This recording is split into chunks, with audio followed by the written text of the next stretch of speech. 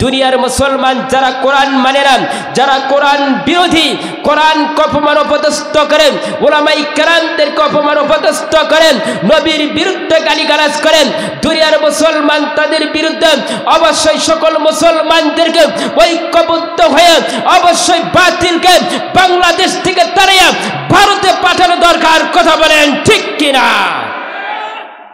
দুনিয়ার মুসলমান কোরআন যারা মানে না, কোরআনের কথা বলতে গিয়ে যারা বাধাগ্রস্ত করে, কোরআনের মাহফিলের জন্য আমাদেরকে পারমিশন নিতে হয়, কনসার্ট করার জন্য পারমিশন নেওয়া লাগে না। কথা বলেন ঠিক কিনা? লাগে। কনসার্ট করতে যাই বাংলাদেশ থেকে সৌদি আরব, এরকম কুলাঙ্কার জাতি বাংলার জমিনে আছে না নাই? যে কুলাঙ্কার বাংলাদেশ থেকে সৌদি আরব গিয়েছেন, তিনি হজ করার জন্য সেখানে গিয়ে কনসার্ট তৈরি করেছে। কনসার্ট চিন্তা করা যায়? সে আবার আমাদের নেতা, সকলেই কম বেশি জানেন কি জানেন না? কোরআনের হাফেজা তিনি আবার বলে আমি হাদিসের হাফেজা।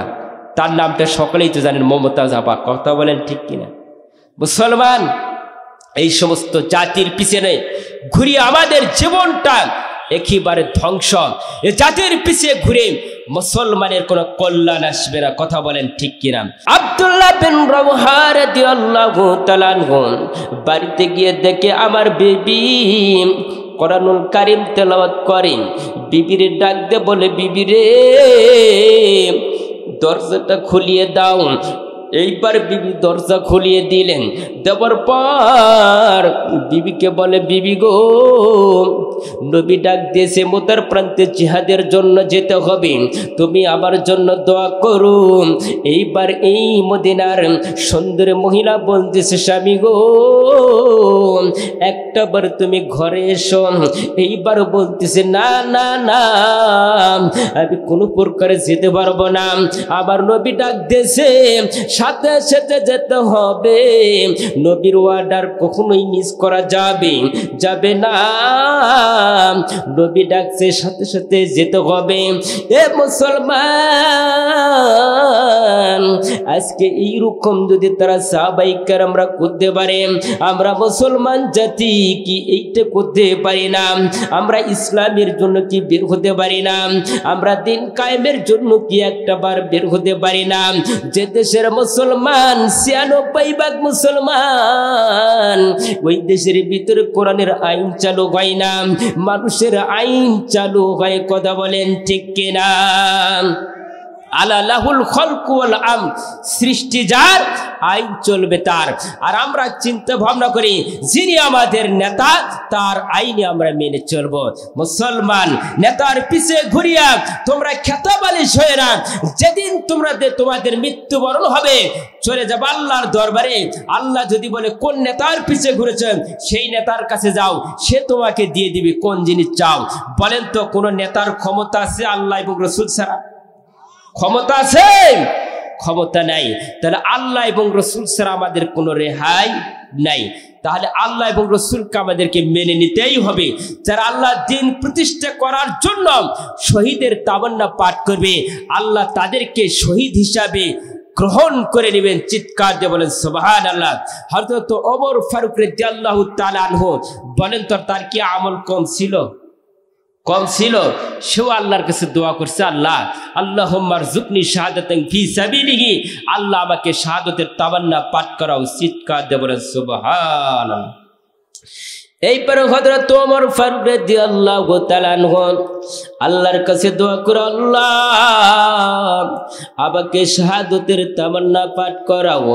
এইবার আল্লাহ রাব্বুল আলামিন কে পারেন না? এ মুসলমান, আল্লাহর সাহাবী হযরত ওমর ফারুক রাদিয়াল্লাহু তাআলা আনহু আল্লাহর কাছে যদি দোয়া করতে পারে, আমরা মুসলমান কি জাতি একবার আল্লাহর আল্লাহর কাছে দোয়া করতে পারি না? আল্লাহর কাছে কি আমরা নিয়ত করতে পারি না এ দুনিয়ার মুসলমান আল্লাহর কাছে দোয়া করব, আল্লাহর কাছে নিয়ত করব, আল্লাহ অবশ্যই আমাদেরকে গ্রহণ করে নিবে? কথা বলেন ঠিক কিনা? এইবার খেয়াল করে দেখবেন এ জাতি মুসলমান, এই গোসাইবাড়ির এলাকার মা বোনেরা, টাঙ্গাইলের বাবাজিরা, খুব খেয়াল করে শুনবেন। আল্লাহর দিন প্রতিষ্ঠা করার জন্য আমাদের সকলকে ঐক্যবদ্ধ হতে হবে। কথা বলেন ঠিক কিনা? আমাদের একদিন বিজয় হবে ইনশাআল্লাহ। হয়তো আজকে আমরা আছি, হয়তো মারধর খাচ্ছি, কিন্তু বিজয় একদিন হবে ইনশাআল্লাহ। আল্লাহ রসুল 13 বছরের মাথায় যদি আল্লাহ তাআলা তাকে বিজয় দান করেন, আমাদের কি করবে না? আমাদেরকে একজন 49 বছর হয়তো হয়ে যাচ্ছে, আমরা ইসলামের সঠিক নায়ক পাচ্ছি না, আমরাও পাবে ইনশাআল্লাহ, একদিন পাবই, সন্দেহ নাই। দুনিয়ার মুসলমান যারা কোরআন মানে না, যারা কোরআন বিরোধী, কোরআনকে অপমান অপদস্থ করেন, উলামায়ে কেরামদেরকে অপমান অপদস্থ করেন, নবীর বিরুদ্ধে গালিগালাজ করেন, দুনিয়ার মুসলমান তাদের বিরুদ্ধে অবশ্যই সকল মুসলমানদেরকে ঐক্যবদ্ধ হয়ে অবশ্যই বাতিলকে বাংলাদেশ থেকে তাড়িয়ে ভারতে পাঠানো দরকার। কথা বলেন ঠিক কিনা? দুনিয়ার মুসলমান কোরআন যারা মানে না, কোরআনের কথা বলতে গিয়ে যারা বাধাগ্রস্ত করে, কোরআনের মাহফিলের জন্য আমাদেরকে পারমিশন নিতে হয়, কনসার্ট করার জন্য পারমিশন নেওয়া লাগে না? কথা বলেন ঠিক কিনা? লাগে। কনসার্ট করতে যাই বাংলাদেশ থেকে সৌদি আরব, এরকম কুলাঙ্কার জাতি বাংলার জমিন আছে না নাই? যে কুলাঙ্কার বাংলাদেশ থেকে সৌদি আরব গিয়েছেন, তিনি হজ করার জন্য সেখানে গিয়ে কনসার্ট তৈরি করেছে। কনসার্ট চিন্তা করা যায়? সে আবার আমাদের নেতা, সকলেই কম বেশি জানেন কি জানেন না? কোরআনের হাফেজা তিনি আবার বলে আমি হাদিসের হাফেজা। তার নামটা সকলেই তো জানেন, মমতাজ আপা। কথা বলেন ঠিক কিনা? মুসলমান এই সমস্ত জাতির পিছনে ঘুরিয়ে আমাদের জীবনটা একেবারে ধ্বংস। এ জাতির পিছিয়ে ঘুরে মুসলমানের কোনো কল্যাণ আসবে না। কথা বলেন ঠিক কিনা? আমরা আগামী দিনের জন্য, ভবিষ্যতের জন্য আমরা চেষ্টা করব হক্কানি নেতা বানানোর জন্য। কথা বলেন ঠিক কিনা? দুনিয়ার মুসলমান এই জন্য সঠিক নেতা যদি বাংলার জমিনে হয়, আমাদের বিপদ আপদ কম হবে। কম হবে না? আমরা যে নেতার পিছে ঘুরলাম, পরকালে কি সে নেতা পার করতে পারবে? পারবে না। নিজের মা বাবাই তো পারবে না, ভাই বেড়া তো পারবে না। দুনিয়াতে এক জায়গায় মারামারি লাগছে, হঠাৎ ভাই আসে, হয়তো আপনার জন্য একটু সহযোগিতা বা হইতে চেষ্টা করেছে বাঁচানোর জন্য, কিয়ামতের ময়দানে কি পার করতে পারবে? বাঁচাতে পারবে না। যে নেতা পারবে না, ভাই পারবে না, আত্মীয় স্বজন কেউ পারবে না। এমনকি বাংলার জমিনে 48,000 পীর বর্তমান রয়েছে, তারাও পারবে না। কথা বলেন ঠিক কিনা? পীরের দরবারে অনেকে যায়, সমস্যা নেই, তবে বাতিলের পিছনে নয়, হক্কানি ওলি আউলিয়ার কাছে গেলে কোনো আপত্তি নাই। যে ভণ্ডামি যে দেশে হয়, ভণ্ডামি যেগুলোতে হয় সেগুলোতে যাবেন না। আবার তারাই ভণ্ডামি জিকির আজগারও করে, এর দেশে করে কিনা জানি না, আমার এলাকায় ভণ্ডামি জিকিরও হয়। বলে ওহে লাল চান নৌকার বাজি আমাই করিও পার, আমি পাপী গুনাহগার বান্দা দয়াল, আমি পাপী গুনাহগার বান্দা দয়াল, কেমনে হব রে পার। ও হে লাল চান নৌকার বাজি আমাই করিও পার। বলে না? হ্যাঁ, আপনার এলাকায় না থাকতে পারে, আমার এলাকায় ভরি ভরি। আমি বললাম ও হে আল্লাহ পার করিও ফুল সিহিরাইতে রে ঘাট, আমি পাপী গুনাহগার বান্দা আল্লাহ, আমি পাপী গুনাহগার বান্দা আল্লাহ, কেমনে হব রে পার। ও হে আল্লাহ পার করিও ফুল সিহিরাইতে রে ঘাট, ও গে আল্লাহ পার করিও ফুল সিহিরাইতে রে ঘাট। আবার অনেকে গান গায়, গান গাবো, গানও গাইতে পারি। যে গান বললে গানের মর্ম নেই, আপনি এই গান গান, অনেক গান আছে ইসলামিক গান বলে, ইসলামী সঙ্গীত গান, যে সঙ্গীত গেলে আপনার সোয়াব হবে। কথা বলেন ঠিক কিনা? ভণ্ডামি গানগুলো শুরু হয়ে গেছে। মুসলমান এখনো সতর্ক হন, আল্লাহ এবং রসুল ছাড়া সেদিন কেউ পার করতে পারবে না। আমরা জিকির করতে করতে আম গাছে উঠি, জাম গাছে উঠি, ভুলেও কিন্তু খেজুর গাছে উঠি না। কথা বলেন ঠিক কিনা? খেজুর গাছে কেউ ওঠা দেখছেন? উঠবে না, জানে খেজুর গাছে কাটা রয়েছে, এই জন্য ভণ্ডগুলো ওঠে না। ভণ্ডামি জায়গা আর মানুষ খুঁজে পায় না, শুধু ওই জায়গায় পায় যেখানে গাঁজা খাওয়া, গাজার কলকি টান, বিভিন্ন অশ্লীল ব্যয়াপনা কাজ হয়, সেখানে মানুষ খুঁজে পায়। একদিন আমি মসজিদের ভিতরে একজন মুসল্লি বলতেছে, হুজুর গাঞ্জা খাওয়া যায়? আমি বললাম কেন, কিভাবে? বলতেছে গয়েন জবর গা, খা জবর খা, যা দুই জবর জান, গাঞ্জা খান। আমি বললাম গয়েন পেশ গু, খা জবর খা, জন্মের গু খা। ঠিক কিনা? ও পারে কি? আমরা পারি না? মুসলমান মৌলবীরা কায়দা বোঝে, কোন জায়গায় মার দিলে মুসলমান ঠেলা পায়। কথা বলেন ঠিক কিনা? ভণ্ডামি জায়গা খুঁজে পায় না, শুধু হুজুরকে ঠকানোর চেষ্টা করে। আপনারা হুজুরকে ঠকান না, আমি জানি। টাঙ্গাইলবাসী এরা হচ্ছে কোরআনের প্রেমিক, কোরআনের সৈনিক, এরা আলিম ওলামাদেরকে খুব ভালোবাসে, কোরআনের প্রেমিক, কোরআনকে ভালোবাসে, আল্লাহ এবং রসুলকে ভালোবাসে। তারাই এত মহব্বত করবে। এলাকায় নামাজিও বেশি, আমার এলাকায় নামাজি খুবই কম। এই রব্বুল আলামিন নামাজ সম্পর্কে আল্লাহ ডাক দিয়ে বললেন, নামাজ যদি পড়ো, নামাজ পড়লে আমাদের জান্নাত হবে, নামাজ না পড়লে জাহান্নাম। কথা বলেন, যেই যে কাজ করুক আমাদের এক নম্বরে থাকতে হবে নামাজ। কথা বলেন ঠিক কিনা? যার ভেতরে নামাজ নাই সে কখনো মুসলমান হিসাবে গ্রহণ করা যাই না।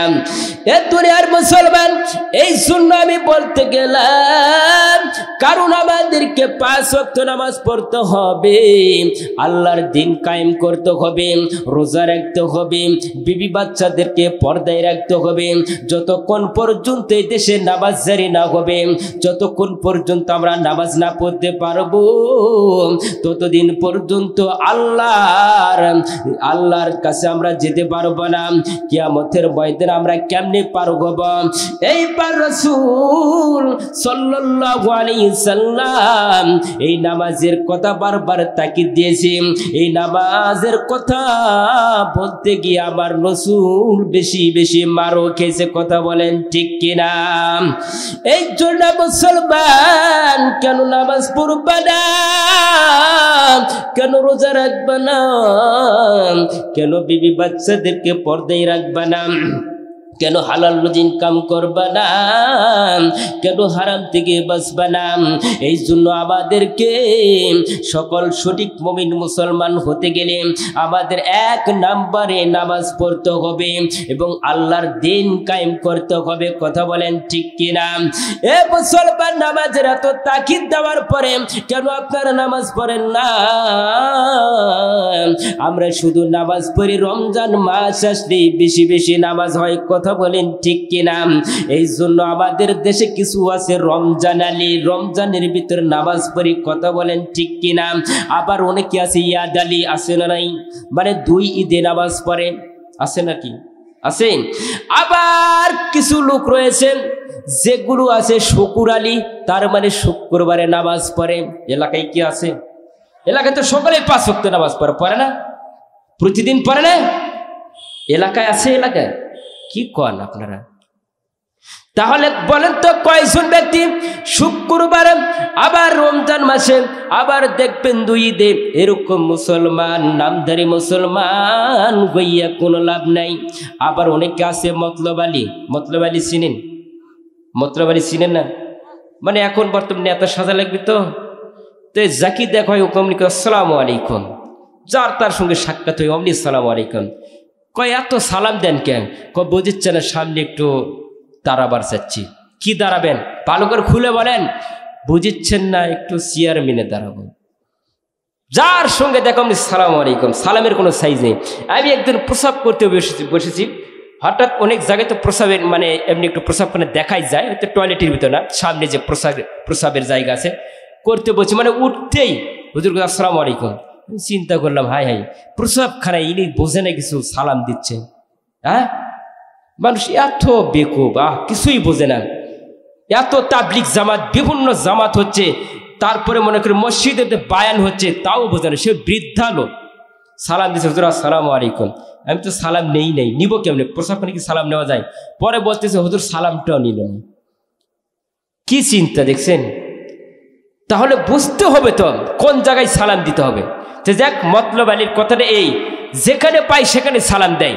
এক হুজুরের সঙ্গে সাক্ষাৎ, বলতেছে হুজুর আমি আপনাকে খুব ভালোবাসি, আপনি আমার জন্য একটু দোয়া করবেন। কি দোয়া করব? আগামী দিনের জন্য। কি দিনের জন্য? একটু ভোটে দাঁড়াতে চাই, চেয়ারম্যানে দাঁড়াতে চাই, আপনারা সকলে আমার জন্য দোয়া করবেন। 5 ওয়াক্ত নামাজের ভিতরে দেখবেন দিনের ভিতরে 30 ওয়াক্ত হয়ে গেছে।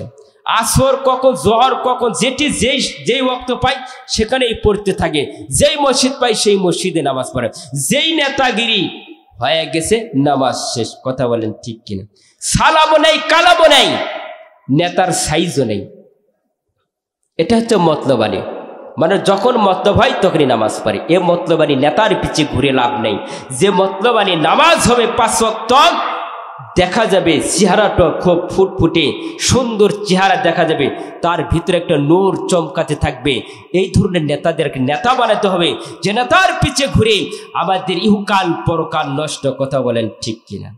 আমরা নেতা চাই সেই নেতা হযরত ওমরের মতন। কথা বলেন, হযরত ওমর রাদিয়াল্লাহু তাআলা আনহু যেমন নেতা ছিলেন, যিনি নেতা অবস্থায় ছদ্মবেশে রাত্রে ঘুরিয়ে মানুষের নিকটে মাল সামান পৌঁছে দিয়েছেন। ঠিক কিনা? এখন কি আমরা পাই? এইবারে হযরত ওমর রাদিয়াল্লাহু তাআলা আনহু ছদ্মবেশে গভীর রাত্রে তিনি ঘুরতে ঘুরতে দেখে এক জায়গায় তাবুর ভিতর থেকে কি যেন আওয়াজ আসে। এইবার মদিনার প্রেসিডেন্ট হযরত ওমর ফারুক রাদিয়াল্লাহু তাআলা আনহু, এইবার এমন সুন্দর একটা আওয়াজ আসতেছে, কান্নার আওয়াজ। কোথায় থেকে কান্নার আওয়াজ আসে? ছোট্ট বাচ্চাগুলো কান্নায় ভেঙে পড়েছে। এইবার ওমর রাদিয়াল্লাহু তাআলা আনহু তাবুর কাছে গিয়া উকি মারে দেখলেন যে ছোট্ট বাচ্চাগুলো কাঁদে, আর একটা বৃদ্ধা মহিলা কি যেন রান্না বান্না করেন।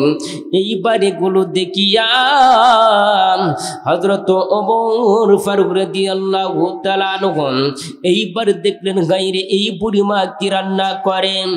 এইবার বুড়িমাকে ডাকতে বলে, মা বলো বলো তুমি কি রান্না করো? এইবার বুড়িমাকে বলার পর এইবার বুড়িমা কি যেন রান্না বান্না করতেছি।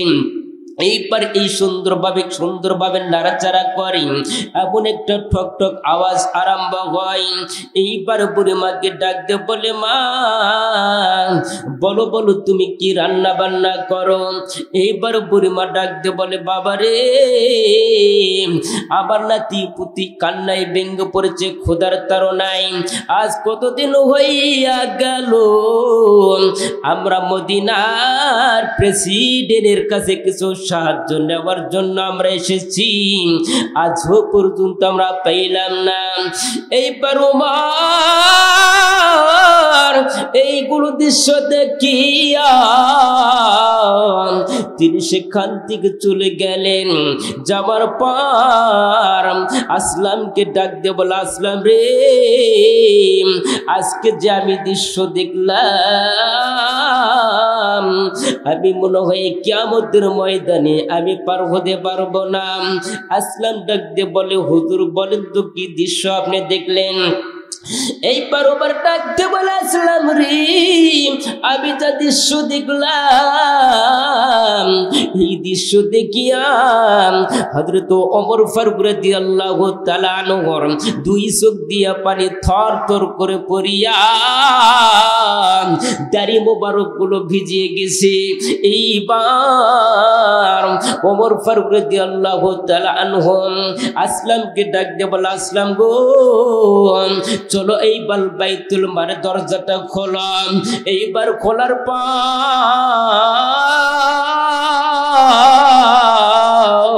তুমি এইবার আটার বস্তা বের করো। এইবার ওই আটার বস্তার ভিতরে কিছু তরি তরকারি তুমি নিয়ে নাও। এইবার নেবার পর আসলামকে বলে, আসলাম রে আমাকে এই বস্তাটা তুমি আমার মাথার উপর উঠাইয়া দাও। আসলাম বলে, হুজুর আমি আসলাম থাকতে আপনি কেন মাথার উপর নেবেন? এইবার আসলাম বলে, হুজুর আপনি আমার মাথার উপর উঠাইয়া দেন, আমি নিয়ে যাব। আসলামকে বলতেছে, আসলাম তুমি কেন নেবা? কারণ যে দৃশ্য দেখলাম কিয়ামতের ময়দানে আমি উমর পার হতে পারবো না। এইবার ওই পরিবার দৃশ্য দেখিয়া উমর এমন ভাবে কান্নায় ভেঙে পড়েছি। এইবার আটার বস্তাটা মাথার উপর লইয়া তিনি আস্তে আস্তে রওনা হইয়া গেলেন। যাবার পর এইবার ওই বুড়িমার বাড়িতে ঢুকে গেল। ঢুকে যাবার পর বুড়িমাকে বলে, ও মা তুমি আস্তে করে রুটিগুলো তৈরি করো, আমি তরকারিগুলি কুটিয়ে দেই। আস্তে আস্তে কুটি দেওয়ার পর এইবার রান্না বান্না শুরু হয়ে গেল। রুটিটা তৈরি হইয়া গেল। এইবার বুড়িমাকে ডাকতে বলো, ও মা এই রুটিগুলো আর তরকারি দিয়া তুমি বাচ্চাগুলোকে খাওয়াও আর আপনিও খান। এই বলিয়া হযরত ওমর ফারুক রাদিয়াল্লাহু তাআলা এই দৃশ্য দেখে আর দুই চোখের পানি বয়া বয়া পড়ে। বুড়িমা তাকে দেখে, হাই রে কি দৃশ্য দেখলাম, কি দেখলাম। এইবার ওমরকে ডাকতে বলো, বাবা তুমি কেন কাঁদো? আমি তো কিছুই বুঝলাম না। বলতেছে, মা তুমি তো কিছুই বুঝবা না, আজকে যে অপরাধের কারণে আজকে আমাকে কাঁদতে হচ্ছে। এইবার বুড়িমা ডাকতে বলে, বাবা গো তুমি যে যতগুলো আমাকে এনে দিয়েছ এইগুলো খাইতে তো অনেকদিন সময় লাগবে আমার বন্ধুরে। এইবার ওমর ফারুক রাদিয়াল্লাহু তাআলা আনহু ডাকতে বলে, মা তুমি এইগুলো আস্তে আস্তে খাইবা কিছুদিন পর্যন্ত, আবার যখন শেষ হইয়া যাবে মদিনার প্রেসিডেন্ট হযরত ওমরের কাছে গেলে অবশ্যই আরো বেশি বেশি দিয়া দিবে। চিৎকার দিয়ে বলেন সুবহানাল্লাহ। এইবার ওমর এই কথা বলার পর এইবারে ইমা জননী পরের দিন গিয়েছে ওই মদিনার প্রেসিডেন্ট দেখার জন্য। এইবারে যাওয়ার পর দেখে হযরত ওমর ফারুক রাদিয়াল্লাহু তাআলা আনহু এইবার এইরকম সিংহাসনে বসে রয়েছে। এইবার বুড়িমা দেখে, রে কি আফসোস কি করলাম, আমি যে আজকে যে জায়গায় এসেছি তিনি হলেন মদিনার প্রেসিডেন্ট, যারে দেখলে মানুষ ভয় পায়। শয়তান পর্যন্ত 40 গজ পর্যন্ত 40 কিলোমিটার পর্যন্ত দূরে থাকে তাও ভয় পায়। এইবার হযরত ওমরের দৃশ্য দেখিয়া এইবার বুড়িমা আসিয়া ওমরকে ডাকতে বলো, প্রেসিডেন্ট দয়া করে মায়া করে আপনি আমারে মাফ করে দিবেন। এইবার বুড়িমাকে ডাকতে বলে, মা আমি তোমাকে কি মাফ করব? আল্লাহ যদি আমাকে মাফ না করে কিয়ামতের ময়দানে আমি পার হতে পারবো না। তুমি যদি আমার না মাফ করো আমিও তো পার হতে পারবো না। এইবার মা জননী ডাকতে বলো, নেতা আল্লাহর রাস্তে আমি তোমাকে মাফ করে দিলাম। এইবার ওমর ফারুক রাদিয়াল্লাহু তাআলা আনহু বলতেছে, আমিও আপনাকে মাফ করে দিলাম। দয়ার মালিক তিনি হলেন আল্লাহ, যদি জান্নাতের টিকিট পাওয়ার পরেও এইরকম আল্লাহর ভয় থাকে, তোমার মতো নাস্তিক কুলাঙ্কার কি আল্লাহর ভয় থাকে না? কথা বলেন ঠিক কিনা? ছুটে আই শাহজালালের নির্ভীক সৈনিকেরা, খতম কর গোবিন্দ রয় জেলা চামুন্ডা গোলাম।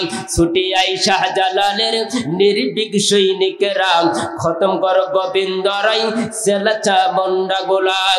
বাংলার এই জমিনে, বাংলার এই জমিনে আলিম ওলাদের কোরআন হাদিসের সুন্নাত চালাও। কথা বলেন ঠিক কিনা? দুনিয়ার মুসলমান হযরত ওমর ফারুক রাদিয়াল্লাহু তাআলা প্রেসিডেন্ট হওয়ার পরে যদি এত ভয় থাকে আল্লাহর, আর আমাদের মুসলমানের ভিতরে কেন ভয় থাকে না? একটু জেগের করে লা ইলাহা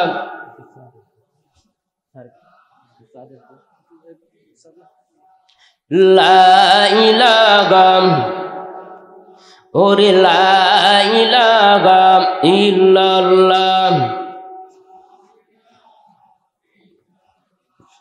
এই কলেমার বন্ধ বেলা, কাজে লাগবে মরণ বেলা। লা ইলাহা ইল্লাল্লাহ, লা ইলাহা ইল্লাল্লাহ। এই কলেমার বন্ধ বেলা, কাজে লাগবে মরণ বেলা।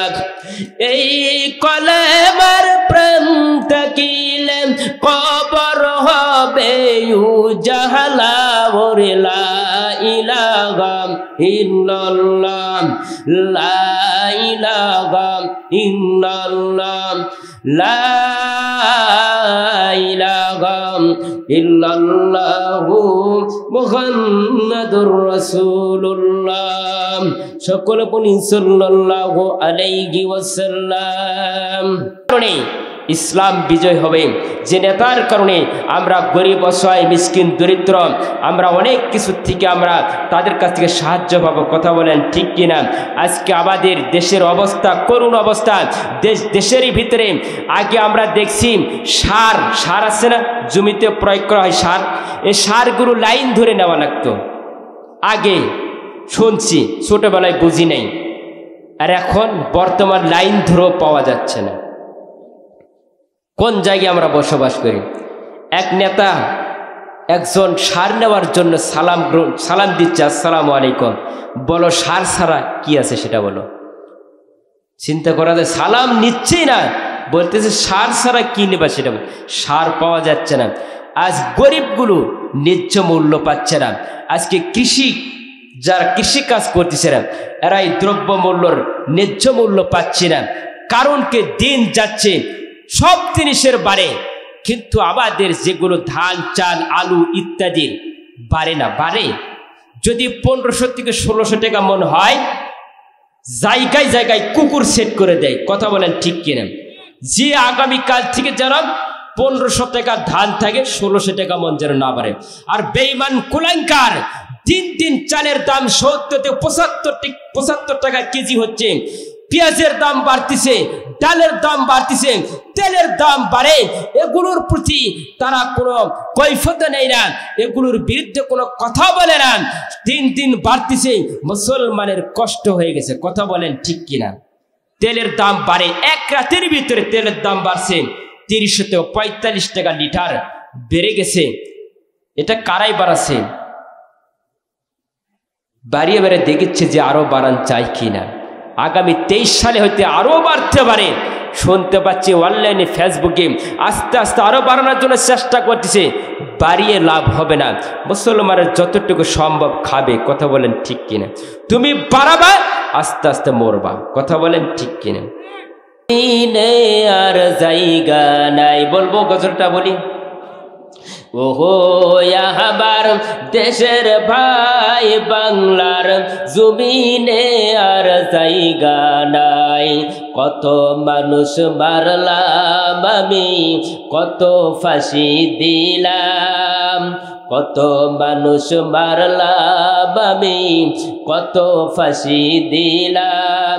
কত অন্যায় করছি আমি, কোরআন হাদিস মানি নাই। ওহো আমার দেশের ভাই বাংলার জমিনে আর জায়গা নাই। আমি হলাম দেশ নেত্রী বন্ধু বানাইছি মোদি, আমি হলাম দেশ নেত্রী বন্ধু বানাইছি মোদি।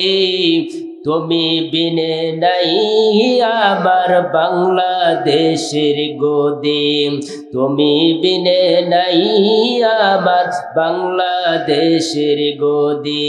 ও আমার দেশের ভাই বাংলার জমিনে আর জায়গা নাই, ঠিক কিনা? ওহো আমার দেশের ভাই বাংলার জমিনে আর জায়গা নাই। ওরে মোদি তুমি ভুলো বাংলাদেশের গদি গেল, মোদি বিনে রক্ষা নাই বাংলাদেশের গদি নাই। ও আমার দেশের ভাই বাংলার জমিনে আর জায়গা নাই। যিনি এখন নেতা হবে সকলের ইমাম হবে, কোরআন হাদিস অনুযায়ী বাংলাদেশ গড়াবে। বাংলাদেশের মুসলমান হয় না আর বেঈমান, বাংলাদেশের মুসলমান হয় না আর বেঈমান। সকল মুসলমান হাওরে জোট খান। ও আমার দেশের ভাই বাংলার জমিনে আর জায়গা নাই। ও আমার দেশের ভাই বাংলার জমিনে আর জায়গা নাই, ঠিক কিনা? আমার বন্ধুরা আর বেশি সময় লম্বা নাই, একটা বার খেয়াল করবেন হযরত ওমর ফারুক রাদিয়াল্লাহু তাআলা আনহু এইরকম নেতা হইয়া এইরকম মানুষের কাছে যদি পৌঁছাইতে পারে, আমাদের নেতাগুলো কি পারে না? যেগুলো নেতা গ্রামের দেখবেন চেয়ারম্যান মেম্বার, আবার বন্ধুগণ আমরা যখন ছোটবেলায় দেখেছি দম্বার গোস্ত মানুষের নিকটে পৌঁছাই দিত, কথা বলেন ঠিক কিনা? আবার বন্ধুরে আর কেন পাওয়া যায় না? কেন পাওয়া যায় না? তাদেরই পেট ভরে না, কথা বলেন ঠিক কিনা? এ দুনিয়ার মুসলমান যে নেতা বানাইলে ইহকাল পরকাল লাভবান, সেই নেতারে আমরা বানাইতে চাই, কথা বলেন ঠিক না ব্যাটিং? দেখুন কেমন নেতা ছিলেন সাহাবায়ে কেরামের ভিতরে। হযরত আবু বকর রাদিয়াল্লাহু তাআলা আনহু কেমন নেতা ছিলেন? হযরত আবু বকর রাদিয়াল্লাহু তাআলা আনহু রাষ্ট্রের যখন নেতা ছিলেন, ইতিমধ্যে হযরত আলী রাদিয়াল্লাহু তাআলা আনহু এইবার আবু বকর রাদিয়াল্লাহু তাআলা আনহুর কাছে হাজির হইলেন। হাজির হওয়ার পর আবু বকর রাদিয়াল্লাহু তাআলা আনহু রাষ্ট্রের টাকার হিসাব নিকাশ করতেছিল। এমতো অবস্থা এইবার আবু বকর রাদিয়াল্লাহু তাআলা আনহুর কাছে এসেছেন আলী রাদিয়াল্লাহু তাআলা আনহু। আলী এসে বলে, আবু বকর গো, আপনার কাছে আমার একটা কথা ছিল। এইবার আবু বকর রাদিয়াল্লাহু তাআলা আনহু ডাক দিয়ে বলতেছেন, আলী রে বড় বলে এটা কি ব্যক্তিগত কথা না কোনো রাষ্ট্রের কথা? এইবার আলী ডাক দিয়ে বলে, আবু বকর এইটা ব্যক্তিগত কথা, এটা রাষ্ট্রের কোনো কথা নয়। তাহলে আমি বলতেছি, এইবার আবু বকর রাদিয়াল্লাহু তাআলা আনহু বলতেছে, আলী রে ব্যক্তিগত কথা তাহলে একটু ওয়েট করম। এইবার আবু বকর রাদিয়াল্লাহু তাআলা আনহু বাতি ডাস্তে নিভাইয়া দিলেন। এইবার বাতি নিভে দেওয়ার পর আলী রাদিয়াল্লাহু তাআলা আনহু ডাক দিয়ে বলে, আবু বকর তুমি বাতি কেন নিভাইয়া দিলাম? এইবার আবু বকর বলতেছে, এই যে এই বাতির ভিতরে তেলটা ছিল, এই তেলটা একমাত্র রাষ্ট্রের টাকা দিয়ে ক্রয় করা। চিৎকার দিয়ে বলেন সুবহানাল্লাহ। এ মুসলমান, তারা যদি হিসাব নিকাশ করে ঠিক মতন দেয়, জনগণকে বোঝায় আল্লাহর দিন কায়েম করার জন্য, আল্লাহকে যদি ভয় করে, তুমি মুসলমান না অমুসলিম আমরা বুঝি না। তুমি কি জানো না, জনগণের টাকা বাইরে খাইলে অবশ্যই হিসাব দিতে হয়। তুমি যত পারো নিয়ে যাও, বাংলাদেশ থেকে সব নিয়ে যাও, মুসলমান জাতি মরবে না। হয়তো 3 বেলা খাবার 2 বেলা খাবে, এই তো। তারপরে জনগণ মরবে না। আল্লাহ যদি জীবিত রাখে, আল্লাহ যদি বাঁচায়, তোমার মতন কুলাঙ্কার যতই টাকা পয়সা যা কিছু বিদেশে পার করো, বাংলাদেশের মানুষ মরবে না না খেয়ে। কথা বলেন ঠিক কিনা?